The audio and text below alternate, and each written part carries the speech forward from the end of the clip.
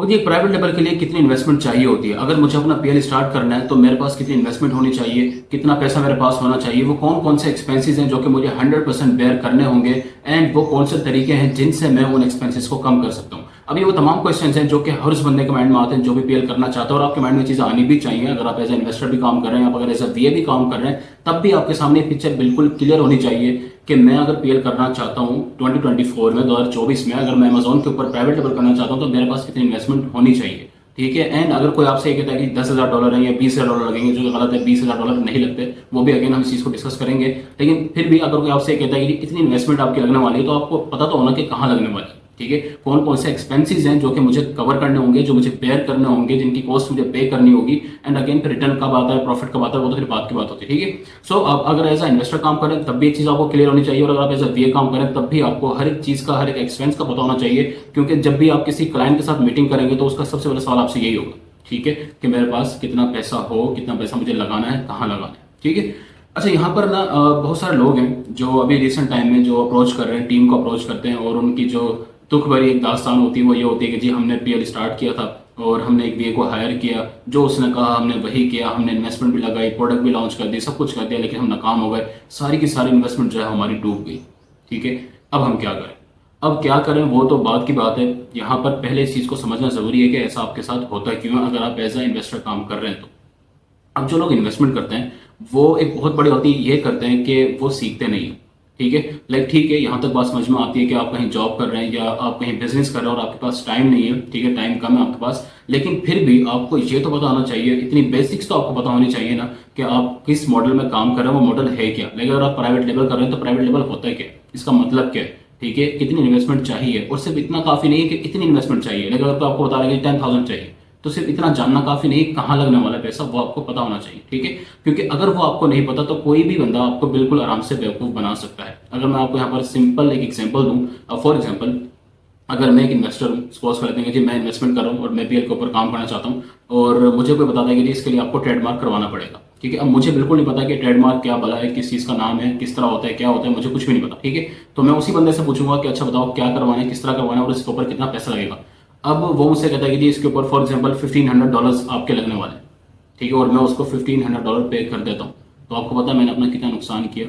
मैंने अपना $1,000 का नुकसान किया, क्योंकि ट्रेडमार्क जो रजिस्टर हो जाता है वो $500 में आराम से हो जाता है एक क्लास में। ठीक है। अगर आप उसको एक क्लास में रजिस्टर करवा रहे हैं तो वो $500 में आराम से हो जाता है। अच्छा, इस चीज़ को मैं कोशिश करूंगा कि अलग कोई टॉपिक बनाऊँ, सॉरी अलग एक वीडियो बनाऊँ इस टॉपिक के ऊपर, कि ट्रेडमार्क क्या होते हैं, क्लासेस क्या होते हैं, किस तरीके से करवाया जाता है, और ये स्कैम जो आपके साथ होता है किस तरीके से होता है। लेकिन पॉइंट ये है, जो बात अभी मैं आपको क्लियर करना चाह रहा हूँ वो ये है कि अगर आपके पास नॉलेज नहीं है तो कोई भी बंदा आपको आराम से लूट सकता है। ठीक है। और मोस्टली बल्कि आई वुड से कि 95% लोगों के साथ होता भी यही है। ठीक है। और यहाँ पर जो वीए की गलती है, उस बंदे की गलती है कि एक तो अपने क्लाइंट के साथ झूठ बोलता है। ठीक है। उसके पास कोई एक्सपीरियंस नहीं है, उसके पास कोई नॉलेज नहीं है, कोई प्रोडक्ट लॉन्च नहीं कर रखी, 1.5-2 महीने का कोर्स किया है, और वो भी जिस जगह से किया वहां पर से फंडिंग सिखाई गई है। ठीक है। उसको आता कुछ भी नहीं है। वो करता है क्या है कि क्लाइंट को ग्रैब करने के लिए बड़ी बड़ी छोड़ देते हैं, लंबी लंबी बातें कर देते हैं। ठीक है। और अगर किसी जानने वालों का अकाउंट है वो दिखा दिया, ठीक है, और वो क्लाइंट को ग्रैब कर लेते हैं, और इन द एंड क्या होता है कि वो उससे कुछ कमाते नहीं, वो नुकसान करते हैं, सिर्फ एक एक्सपेरिमेंट करते हैं, आप उसको इस तरह समझ लें। ठीक है, जो कि गलत है।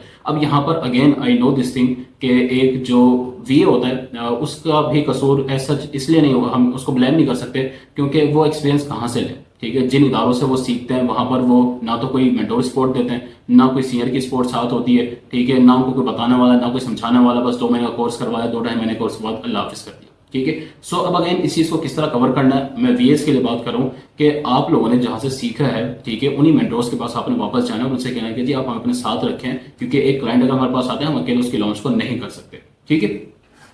सो ये वो तमाम चीजें हैं। और आगे बढ़ने से पहले एक और मिसकॉन्सेप्शन है जो कि मैं क्लियर करना चाहूंगा, क्योंकि ये वो मिसकॉन्सेप्शन है जिसने बहुत सारे लोगों को परेशान करके रखा हुआ है पीएल के अंदर, खासतौर पर अगर वो पीएल करना चाहते हैं। और वो ये है कि जी प्राइवेट लेवल स्टार्ट करने के लिए आपको 20,000 या $30,000 की इन्वेस्टमेंट चाहिए होती है। ठीक है। अब आई डोंट नो कि मैं क्या बोलूं, मतलब ये किसने कहा है और ये क्यों कहा है। और अगेन ये कहने वाले दो तरह के लोग ही हैं। पहली टाइप उन लोगों की है अगेन जिनके पास कोई एक्सपीरियंस नहीं है, ठीक है, जिन्होंने कहीं से कोर्स किया और उन्होंने अपने सीनियर्स के मुंह से बात सुन ली, अपने मेंटोर के मुंह से बात सुन ली। अब उनको इसकी गहराई का नहीं पता, ठीक है, उसको इसकी डेप्थ का नहीं पता कि ये बात किस पॉइंट पर की जाती है और इतनी इन्वेस्टमेंट आपको कब चाहिए होती है, इस चीज का उनको आइडिया बिल्कुल भी नहीं है। ठीक है। अब वो सुनकर आगे सुना दी वाली चीज। और अगर दूसरे टाइप के जो लोग हैं जो इस तरह की बात कर रहे होते हैं वो वाले लोग हैं जिन्होंने कोई लॉन्च अगर की भी है तो गलत ही लॉन्च किए और गलत तरीके से किए, क्योंकि इसके लिए आपकी स्ट्रेटेजी का होना बहुत जरूरी होता है जब भी आप प्रोडक्ट को लॉन्च कर रहे होते हैं। ठीक है, अब ये तमाम बातें मैं आपको इसलिए बता रहा हूँ कि सिर्फ एक्सपेंस का जानना काफी नहीं है, वो तो ऑब्वियसली हम डिटेल में डिस्कस करेंगे इस वीडियो में। ठीक है, कौन कौन से एक्सपेंसेस होते हैं, लेकिन वो तमाम बातें जो आपको 100% पता होनी चाहिए जब भी आप पीएल स्टार्ट करना चाहते हैं। ठीक है, ऐसा अगेन मैं कह रहा हूँ कि बहुत सारे लोग हैं जो अप्रोच कर रहे होते हैं, जो अपनी कहानी बता रहे होते हैं और वो लिटरली लाखों का नुकसान कर चुके हैं सिर्फ इसलिए कि या तो उनके पास अपने पास नॉलेज नहीं था या जिस बंदे से काम करवाए वो बंदा अलग था। ठीक है, तो आपकी तमाम बातें पता होनी चाहिए। एंड ये $20,000 वाली जो बात है बिल्कुल गलत है, ऐसा नहीं होता। ठीक है, अभी आपके सामने जब हम ये अभी सब कुछ करेंगे, एक्सपेंस को कैलकुलेट करेंगे, मैं आपके सामने बल्कि हर एक चीज का एक्सपेंस जो है बढ़ा चढ़ा के करूंगा। ठीक है, हम मैक्सिमम की तरफ जाएंगे और फिर आपको पता लगेगा $10,000 से भी कम में आप पीएल स्टार्ट कर सकते हैं एंड प्रॉफिट के साथ उसमें अर्निंग कर सकते हैं। ठीक है, $10,000 से भी कम में। ठीक है, और अगर बहुत ज्यादा ही आप कुछ करते हैं तो फिर भी वो 10,000 11,000 बस इतना ही लगेगा, इससे ज्यादा नहीं लगता है। ठीक है, और अगेन डिपेंड करता है आपकी स्ट्रेटेजी के ऊपर, वो हम इस चीज के अंदर डिस्कस कर लेंगे, इस वीडियो के अंदर हम डिस्कस कर लेंगे। सो मैं आपके साथ जो है वो अभी स्क्रीन शेयर करूंगा और उसमें फिर आप देख सकते हैं कि कौन कौन सा एक्सपेंस है और कौन कौन सी चीजें हमें चाहिए होती हैं।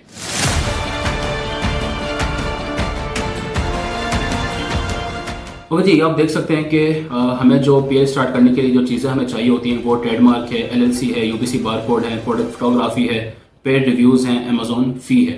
ठीक है, अच्छा यहाँ पर ना बहुत सारे लोग हैं जो कि वीए की फ़ी को भी शामिल करते हैं। $300 $400 $500 जो है वो वीए की फ़ीस को भी शामिल करते हैं, जो कि मैंने इसमें यहाँ पर नहीं लिखी है और उसको ना लिखने की वजह यह है कि आपने पे भी नहीं करनी। ठीक है, किसी भी वीए के साथ अगर आपने काम करना है तो आपने उसके साथ परसेंटेज पर जाना है, कभी भी आपने उसको सैलरी पे नहीं करनी है। ठीक है, आपने से कहना कि अगर तुम वाकई एक्सपीरियंस्ड हो, तुम्हारे पास अगर वाकई नॉलेज है, वाकई है, देखो अगर तो एक बंदे के पास बहुत ज़्यादा एक्सपीरियंस है, नॉलेज है, वो कर सकता है, तो अगर वो आपसे मांग रहा है तो फिर तो उसका बनता भी है। लेकिन अगर एक बंदा जो कि न्यू है, जिसके पास दिखाने के लिए कुछ नहीं है, जो अभी काम स्टार्ट कर रहा है, तो चलो ठीक है, उसके पास वक्त के साथ साथ एक्सपीरियंस आ जाएगा, लेकिन अगेन उसके लिए भी जरूरी शर्त यह है कि उसके साथ कोई सीनियर लाजमी हो। ठीक है, मेंटोर सपोर्ट जो है ना वो उसके साथ लाजमी होनी चाहिए, उसको गाइड कर रहा हूँ। लेकिन मेरा ये है कि आपने सैलरी नहीं पे करनी होती, वो आपका एक बिला वजह का एक्सपेंस होता है और उसका फायदा कुछ भी नहीं होता, इसलिए मैंने यहाँ पर लिखी भी नहीं है। तो सैलरी का एक्सपेंस हम काउंट नहीं करेंगे, वो आपने पे नहीं करना, आपने परसेंटेज के ऊपर वर्क करना है।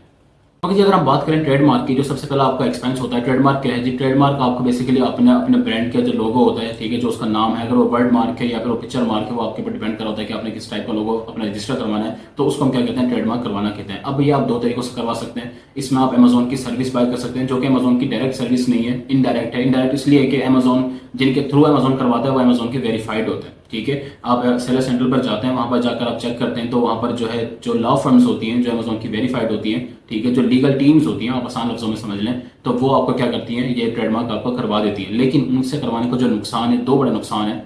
एक तो ये कि वो बहुत ज्यादा महंगे हैं। ठीक है, उनके जो चार्जेस हैं वो $700 से स्टार्ट होंगे और वो $1,200 तक जाएंगे वन क्लास में। ये एक क्लास के चार्जेस हैं। ठीक है, हर क्लास के चार्ज होते हैं वो 250 फिक्स है। ठीक है, यूएसपीटीओ पर ये जो फिक्स चार्जेस होते हैं पर क्लास वो कितने होते हैं? $250 तो होते ही हैं। ये उनके फिर बाकी जो है वो सर्विस चार्जेस होते हैं। तो एक क्लास में रजिस्टर करने के वो जो आपसे चार्जेस लेंगे वो लेंगे $700 से $1,200 तक। और यहाँ पर जो एक और जो इंपॉर्टेंट चीज़ है जो आपको समझने के इनसे करवाने का जो नुकसान है वो ये कि गारंटी है फिर भी नहीं लेते।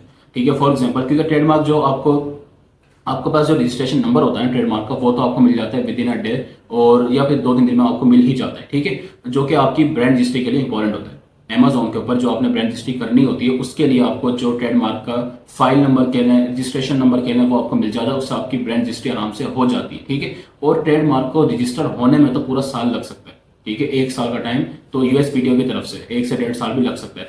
अब अगर 1 से 1.5 साल बाद हो सकता है वो आपको रिजेक्ट कर दें।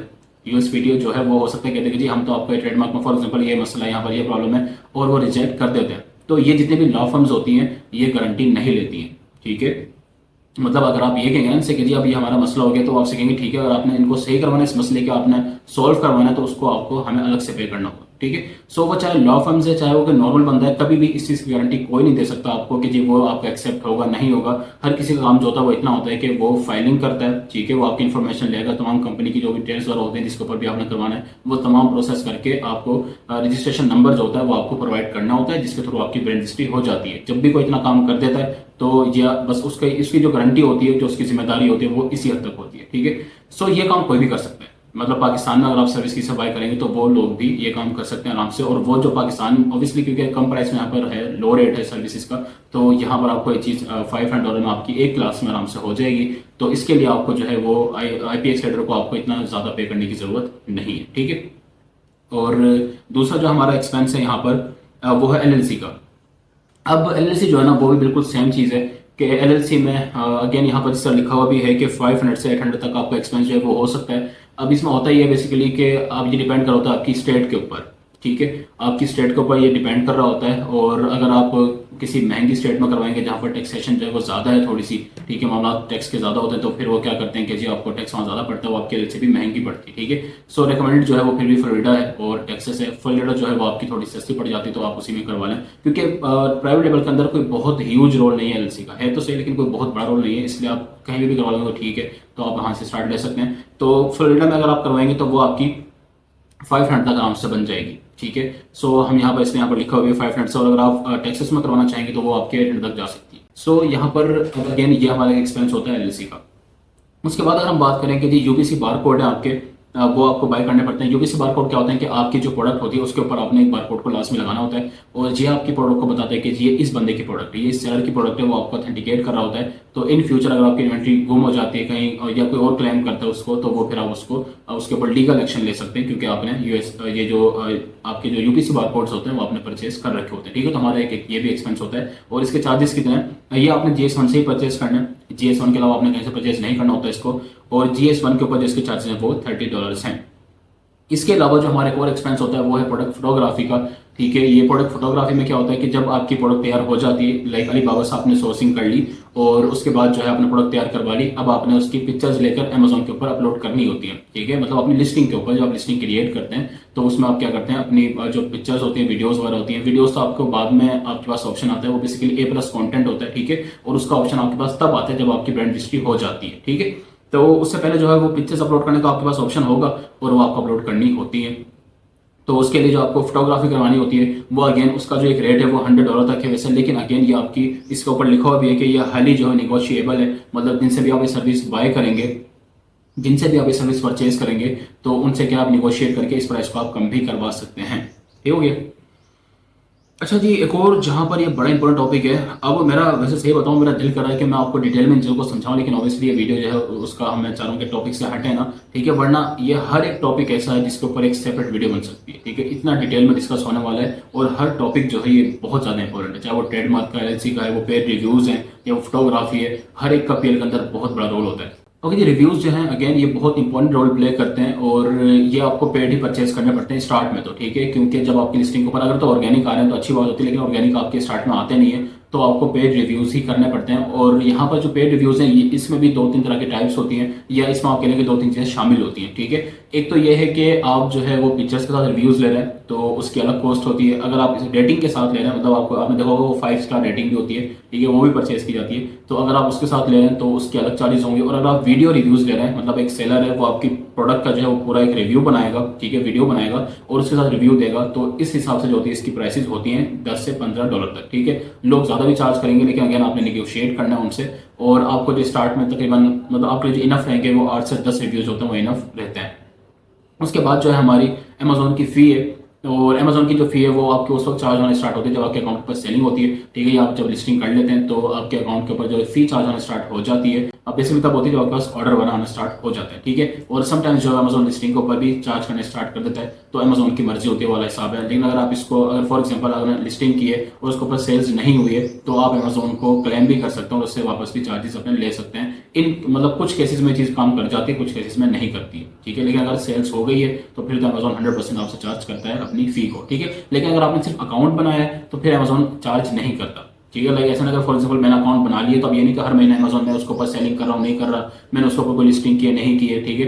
तो ये नहीं है कि अमेजोन जो है वो चार्ज करता रहेगा पैसा, ऐसा नहीं है। जब तक आप लिस्टिंग नहीं करेंगे या जब तक आपके पास सेल्स नहीं होगी आपके अकाउंट के ऊपर, तब तक आपसे अमेजोन जो है वो चार्ज नहीं करता। लेकिन जो चार्ज करता है तो वो $39.9 होते हैं पर मंथ, ठीक है। तो यहाँ पर हम कह रहे हैं 3 महीने का टाइम होता है, क्योंकि PL में अगर आप स्टार्ट करते हैं तो आपको 3 महीने तक लग जाता है प्रॉफिट आने में, ठीक है, हंटिंग में और सोर्सिंग में और फिर वो लिस्ट होने में और उसके बाद जो है वो मतलब सेल्स और आने में, तो आपको इतना टाइम लग जाता है। तो यहाँ पर हम 3 महीने की इस फीस को भी शामिल कर लेते हैं, ठीक है। तो अगर हम इस सबको टोटल करें ना, तो ये $1400 बनता है। ठीक है, यहाँ पर एलएलसी की जो कॉस्ट है वो लगाइए $500। मैं आपको एक दफ़ा करके दिखाता हूँ यहीं पर ही। लाइक अगर हम देखें देखें आईपी एक्सलेटर जो है, अगेन मैं इसको रिकमेंड नहीं करता, आप इसको बाहर से ही करना। ठीक है, सर्विस प्रोवाइडर से, क्योंकि वो भी अगेन इतनी फाइलिंग जितनी ये करके दे रहे हैं आपको, ठीक है, इतनी ये भी लोग कर देते हैं। तो हम यहाँ पर अगर 500 भी इसके चार्जेस रखें, 500 रखें इसके, ठीक है, और एलएलसी जो है वो आपकी 500 एलएलसी बन जाती है आपकी। आपको बहुत एक्सपेंसिव बनाने की जरूरत नहीं है, क्योंकि प्राइवेट लेवल के अंदर कोई बहुत बहुत बड़ा रोल नहीं है, ठीक है, एलएलसी का। चाहिए होती है आपको, तो इसलिए आप अगर एक नॉर्मल सी एलएलसी बनवा लें, ठीक है, बहुत ज़्यादा एक्सपेंसिव वाली ना बनवाएं, तो भी ठीक है, और वो आपकी 500 तक बन जाती है। ठीक है। अच्छा, उसके बाद GS1 की जो प्राइस है हमारी, उसमें अगर हम बात करें जी $30 वो ऐड कर लेते हैं। ठीक है, जहां पर हम कहते हैं चलो हम यहाँ पर 100 ही लगा लेते हैं, हालांकि 100 नहीं पे करना आपने, 100 ज़्यादा होते हैं, इतना अपने फोटोग्राफी के पे नहीं करना है, लेकिन फिर भी अगर हम जो हम इसके $100 ही लगा लें, तो यहाँ पर हम प्लस कर देते हैं इसको $100 को। ठीक है। अच्छा, उसके बाद जो है वो पेड रिव्यूज़ हैं, इसके भी मैक्सिमम हम लगा लेते हैं, 15 लगा लेते हैं इसके। और हम फॉर एग्जाम्पल आपने स्टार्ट में लेते हैं 10 रिव्यूज़ तक आप लेना चाह रहे हैं, तो ये 15 को अगर हम मल्टीप्लाई करेंगे 10 से, तो ये बन जाएगा तकरीबन 150। ऐसे ही है ना? तो ये 150 ये लगा लें। और उसके बाद जो है वो अगर हम ये $40 से लगा रहे हैं, हम 3 महीने की लगा रहे हैं अमेजोन की फीस, तो ये कितने हो गए भला? 40 को आप मल्टीप्लाई करेंगे 3 के साथ, तो ये 120 हो जाएगा। तो हम यहाँ पर अगर ऐड कर लें 120, ठीक है, तो ये कितना हो गया? $1400 हो गए। ठीक है। अच्छा, अब अगर हम यहाँ पर बात कर लें कि जी नहीं, आप ये कहते हैं कि नहीं, मैंने जो है ना वो महंगा काम ही करना है, ठीक है, मैंने महंगा काम करना है, तो फिर कितना बनेगा? फिर भी हम लगा लेते हैं, लाइक महंगा काम कितना हो सकता है। ठीक है, ये चीज़ देख लेते हैं हम यहाँ पर। तो आप ये कहते हैं कि जी मैंने फॉर एग्जांपल आईपी एक्सट्रेटर जो है ना उनकी सर्विस बाय करनी है। और अगेन ये अमेजोन के जो वेरीफाइड होते हैं वो भी आपको डिफरेंट प्राइस होते हैं, कुछ आपको 700 में मिल जाएंगे, कुछ आपको 800 वाले मिल जाएंगे, कुछ आपको 1200 वाले मिल जाएंगे। ठीक है, और जो कि अगेन रिकमेंडेड नहीं है, और आपने उसमें भी देखना होता है कि जो आपको सबसे सस्ता पड़ रहा है आपने उससे करवाना होता है। ठीक है, लेकिन चलो हम यहाँ पर 1200 लगा लेते हैं, मतलब बहुत ज़्यादा हम लगा रहे हैं, हम देखते हैं कि एक्सट्रीम लेवल तक हम कितना जा सकते हैं। हम कहते हैं 1200 ये हो गया। ठीक है, यहाँ पर हम कितना एलएलसी के आपके 800 हो गए। ठीक है, प्लस हम कर लेते हैं यहाँ पर $30 जो आपके बार कोड के हो गए, और $100 जो है वो आपने पे कर दिए अपने ये जो फोटोग्राफी है इसके पे कर दिए। उसके बाद आपने $150 जो है वो आपने इसके पे कर दिए। ठीक है, और आपने 3 महीने की जो $120 हमारे बनने थे वो आपने, ठीक है, तब भी हमारे के अंदर कितने बनते हैं? $2400 बन जाते हैं। ठीक है, $2400 वो है जो आपको चाहिए होगा इस सिनेरियो में। ठीक है। अच्छा, अब हम बात करते हैं भला किसकी? अपनी प्रोडक्ट की, कि हमारी जो इन्वेंट्री होगी उसकी कॉस्ट क्या होगी, और जाहिर है कि वो भी हमारा सबसे बड़ा एक्सपेंस ही आई गेस वही होता है, तो हम उसको देखते हैं। अब ये चीज़ डिपेंड कर रही होती है कि आप जो है वो प्रोडक्ट किस टाइप की और किस नेचर की है, और यहाँ पर आपको जो है वो देखना होता है कि आप किस तरीके की हंटिंग कर रहे हैं। ठीक है। अच्छा, मैं अगर आपके सामने यहाँ पर एक प्रोडक्ट निकालता हूँ, मैं लिखता हूँ यहाँ पर Amazon.com पर चलते हैं, और इसके बाद अलीबाबा पर हम यहाँ पर आते हैं। बोला यहाँ पर अलीबाबा।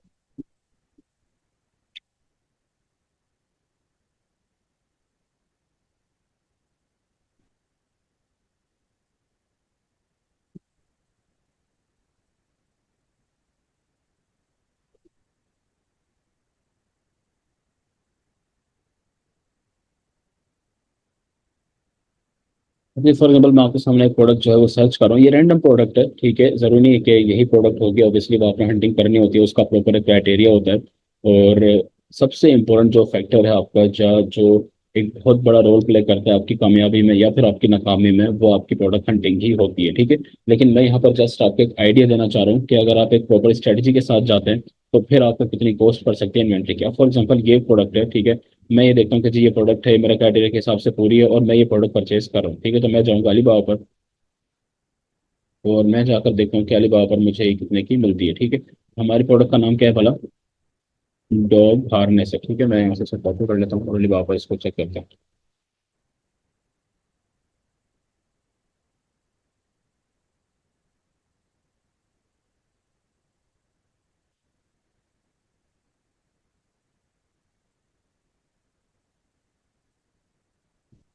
और जी तो आप देख सकते हैं कि ये हमारे सामने जो है वो प्रोडक्ट आ गई है।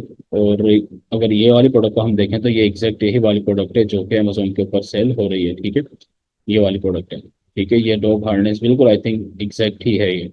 और ये हमें कितने की मिल रही है, 0.60 से वो 2.70 तक की आपको देगा। और मिनिमम ऑर्डर जो है वो 10 पीसीज हैं। अगेन ये इसका क्या मतलब है कि 0.60 से 2.70, ये डिपेंड करेगा आपकी क्वांटिटी के ऊपर। जितना ज़्यादा आप इसको परचेज करेंगे, जितनी ज़्यादा क्वांटिटी में परचेज करेंगे, ये आपको डिस्काउंट ऑफर करेंगे। ठीक है, अब यहाँ पर वो चीज़ है जो समझने वाली है, जो सबसे इंपॉर्टेंट होती है। अब वो क्या चीज़ होती है, वो चीज़ ये है कि आपने स्टार्ट में हमेशा जाना होता है वो एक ऐसी प्रोडक्ट के साथ जाना होता है जिसकी जो कि लो टिकट प्रोडक्ट होती है। ठीक है, एक तो होगी हाई टिकट प्रोडक्ट जो कि अमेजोन के ऊपर सेल हो रही है $200 की, $300 की। आप जब वहां पर जाएंगे और इस तरह की प्रोडक्ट को आप हंट करेंगे, आप देखेंगे, तो ऑब्वियसली आपको उसकी सोर्सिंग भी ज़्यादा पड़ेगी। लेकिन जिस चीज़ की मैं बात कर रहा था आपसे वो यही है कि अगर आप एक ऐसी प्रोडक्ट को हंट करते हैं जिसकी प्राइस कम है, ठीक है, तो आप उसको आराम से टेस्ट भी कर सकते हैं। और आप अगर उसके 100-200 यूनिट भी मंगवाएंगे तब भी आपकी इन्वेंट्री को बहुत ज्यादा नहीं लगने वाली है। आपको जरूरत ही नहीं कि आप स्टार्ट में 1000, 2000, 3000, 4000 यूनिट के साथ जाएंगे। अब देखें ये बंदा क्या कह रहा है कि ये आपको 10 ऑर्डर भी दे देगा। ठीक है, फर्स्ट कर लें कि अगर आपकी प्रोडक्ट आपको ऐसे मिल जाती है, आप हंट करते हैं और आपको ऑब्वियसली हंटिंग तो करनी पड़ेगी ना, और मिलती है प्रोडक्ट और ऐसे ही ढूंढी जाती है। ठीक है, सो आपने प्रोडक्ट हंट कर ली और आप इसके इनिशियल टेस्टिंग के लिए 10 मिनट भी मंगवा लेते हैं। 10 मंगवा लेते हैं, 10 मिनट से कितने बन जाएंगे आपके ये, अगर हम इसको 2.70 की फर्क, हालांकि इसके साथ आप निगोशिएट करेंगे और ये बहुत कम प्राइस का आ भी जाते हैं। जितने भी यहाँ पर सप्लायर होते हैं वो अगेन डिपेंड करता है कि आपको कितनी टेक्निक्स पता है, आप किस तरह कन्विंस करते हैं, किस तरह आपने सीखा हुआ है, कहाँ से सीखा हुआ है, वो अगेन डिपेंड करता होता है आपको किस तरह सिखाया गया है। ठीक है, ये आपको किस तरह बात करनी आती है, इनको पता है आपको कि इनके साथ क्या ट्रिक्स आपने करनी होती हैं, वो आपके ऊपर डिपेंड कर रहा होता है, वो आपकी लर्निंग के ऊपर और आपकी कम्युनिकेशन के ऊपर डिपेंड कर रहा होता है। लेकिन चले हम यहाँ पर मैक्सिमम लगा लेते हैं, हम कहते हैं कि ये 2.70 के ही ये मुझे देगा, तो 2.70 के ये 10 मुझे ऑर्डर, मतलब मैं इसको दे सकता हूँ। लेकिन चलो मैं यहाँ पर मंगवाता हूँ 20 ऑर्डर टेस्ट करने के लिए। ठीक है, तो मेरी कितनी कॉस्ट बन जाएगी अगर मैं इसको 2.70 से, मतलब ये हो गया 2.70 मल्टीप्लाई बाय, अगर मैं 20 मंगवा रहा हूँ तो ये मेरे पास सिर्फ $54 के मेरे पास यूनिट पहुंचेंगे। ठीक है, अब फर्ज कर लें कि जी मैं इसमें पीपीसी का एक्सपेंस शामिल करता हूँ और मैं कहता हूँ मैं इसके ऊपर $200 की पीपीसी रन करता हूँ। ये बहुत ज़्यादा पीपीसी है, 20 यूनिट के हिसाब से $200 जो है वो ज़्यादा पीपीसी हो सकती है। ठीक है, अच्छा अगेन यहाँ पर जो है वो, अब मैं जस्ट आपको एक एस्टिमेट दे रहा हूँ, ये भी अगेन इसके पीछे भी पूरी एक, आप कह लें कि टेक्निक्स होती हैं। ठीक है, कि किस तरह पीपीसी को मेजर किया जाता है, किस तरह प्रॉफिट में शामिल किया जाता है, किस तरह कैलकुलेशन की जाती है, और किस तरह आप चेक करते हैं कि इसके ऊपर कितनी पीपीसी रन हो सकती है। वो कीवर्ड्स आपने देखने होते हैं, बिडिंग आपने देखनी होती है, तो अगेन वो एक अलग टॉपिक बन जाता है। तो हम यहाँ पर जस्ट कंसीडर कर लेते हैं या सपोज कर लेते हैं कि हम इसके ऊपर $200 की पीपीसी रन करेंगे। तो आपकी जो टेस्ट लॉन्च हो सकती है आराम से कितने में हो सकती है, अगर हम इसको 200 इसमें ऐड कर दें तो 254 में। ठीक है, आप इसमें 200 ऐड करें तो 254 में आपकी क्या हो सकती है, आराम से जो है वो एक टेस्ट लॉन्च हो सकती है। ठीक है, so it all depends upon your product. अच्छा, अब फर्ज कर लेते हैं कि जो आपकी प्रोडक्ट जो है वो सक्सेसफुल हो गई और आप कहते हैं कि ये अब ठीक है मेरी हो गई, तो मैं अब इसके ज्यादा यूनिट परचेज करता हूँ, मैं 200 यूनिट जो है परचेज करता हूँ। अगेन अगेन ये वही ब्लेंडर है जो आप लोगों ने नहीं करना। लोग क्या ब्लेंडर करते हैं कि जी अब हमारे सक्सेसफुल हो गए, अब हम 1000 यूनिट परचेज करते हैं। तो 1000 क्यों करना आपने, आप डायरेक्ट 1000 के ऊपर क्यों जंप करना, आप उसको टेस्ट करते रहो। आप वो ना सप्लायर कहीं जा रहा है ना अमेजोन कहीं जा रहा है, आपको क्या इतनी जल्दी पड़ रही है कि जी आपने एकदम 1000 पे ऑर्डर करना है। ठीक है, आप स्टार्ट में आपने 20 यूज आपने मतलब टेस्ट कर लिया, अब आप देखें 200 को करके उसमें आपने प्रॉफिट। लेकिन अगेन ये चीज, अब मतलब वो मैं किस तरह आपको समझाऊं कि ये तमाम चीजें जो होती है ना वो अंडर सुपरविजन ऑफ एक्सपर्ट होती है। ये चीज हमें रखें, मतलब ये आपने अकेले नहीं करना, ये बगैर सीखे नहीं करना। ये चीज बस जहन में बिठा लें अपने कि पहले पूरा इस चीज को टाइम देना है, पहले पूरा सीखना है और उसके बाद ही करना है। मतलब जितनी बातें मैं बता रहा हूँ ना, ये एक नया बंदा करेगा तो वो नुकसान में रहेगा, वो टेस्ट लॉन्च भी अपनी फ्लॉप कर लेगा। ठीक है, टेस्ट लॉन्च में भी बहुत कुछ करना होता है, बहुत कुछ सीखना होता है, बहुत कुछ देखना होता है, एनालाइज करना होता है। ठीक है, लेकिन चलो हम फर्स्ट करते हैं जी आपने अब जो है इसके वो $300 जो है वो आपने इसके सॉरी 300 यूनिट्स या 200 यूनिट्स आपने इसके परचेज कर लिए।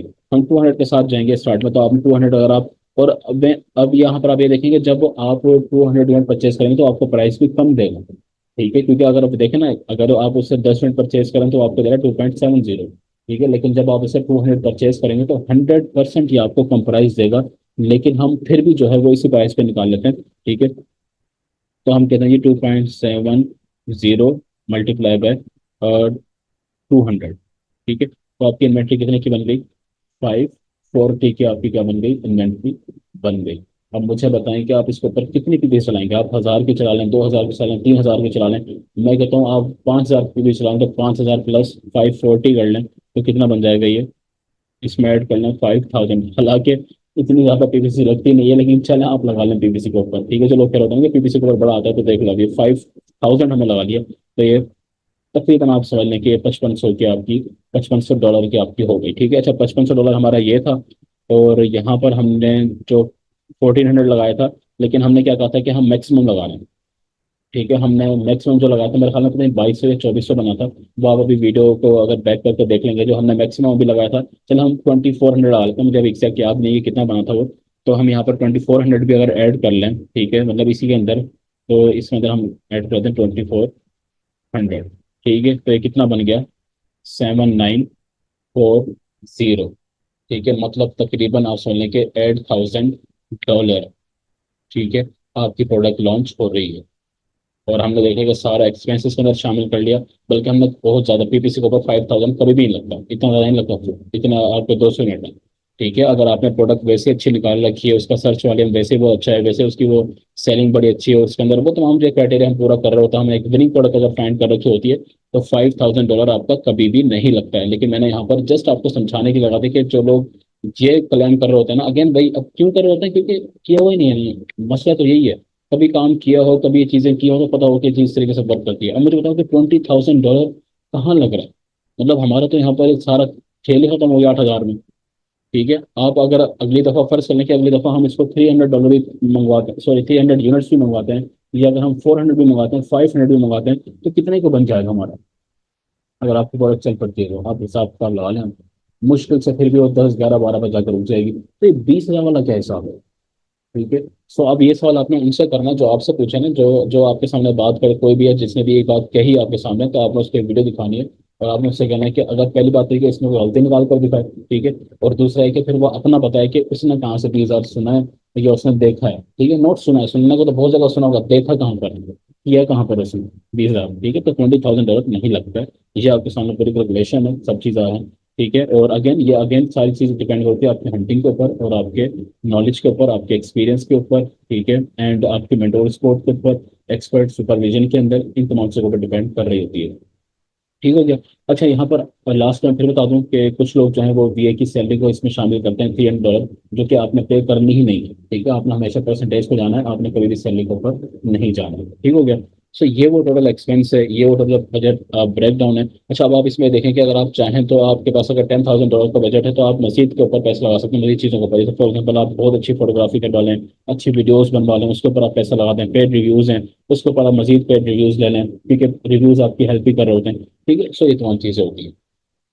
सो हम श्योर कि आप लोगों को चीज़ क्लियर हो गई होगी। अच्छा, यहाँ पर आप लोगों ने एक चीज़ का ध्यान रखना है, और वो ये है कि प्रोडक्ट हंटिंग जो है उसका प्रॉपर एक क्राइटेरिया होता है और आपको फॉलो करना होता है। ऐसा बिल्कुल नहीं होता कि कोई भी प्रोडक्ट है वो आपको अच्छी लगी, आपको पसंद आई, आपने देखा कि चलो देखने में अच्छी लग रही है, इसकी सेल्स आपने देख ली कि अच्छा 1000 इसकी सेल्स हैं या 2000 इसकी सेल्स हैं, और अलीबाबा के ऊपर भी मुझे सस्ती मिल रही है, तो चलो मैं इसको परचेज कर लेता हूँ और मैं भी इसको जो है वो लॉन्च करता हूँ। ऐसा बिल्कुल भी नहीं होता, ये गलती आपने बिल्कुल भी नहीं करनी है, ठीक है। प्रॉपर एक क्राइटेरिया होता है, उसको लाजमी फॉलो करना होता है, और उसकी बेस पर ही आपने लॉन्च करनी होती है। और हमेशा आपने क्या करनी होती है, पहले टेस्ट लॉन्च करनी होती है, कभी भी आपने बल्क में इन्वेंट्री परचेज नहीं करनी होती है। ओके, इस आई एम श्योर कि आपको जो है वो पिक्चर क्लियर हो चुकी होगी अब तक, ठीक है। कितनी इन्वेस्टमेंट आपको चाहिए होती है, कितना बजट आपको लगता है, और आप देख ही चुके हैं कि $10,000 से भी कम आपको बजट लगता है अगर आप प्रॉपर स्टडीज के साथ चाहते हैं। अगर आप पहले टेस्ट लॉन्च करते हैं और आप देखते हैं टेस्ट लॉन्च कितनी आराम से हो रही है, ठीक है। और मैं अगेन यहाँ पर रिपीट कर दूं कि पीपीसी का इतना एक्सपेंस बिल्कुल नहीं होता, ये अगेन बहुत डबल ट्रिपल करके मैंने लगाया है, ठीक है। और इतना नहीं होता, ऑब्वियसली अगर आपकी प्रोडक्ट अच्छी है, चलने वाली है, तो आपको इतना पैसा पीपीसी के ऊपर नहीं लगाना होता, और आपकी यूनिट्स से भी कम होता है तो वैसे ही बिक जाते हैं। और हमारी जो कोशिश होती है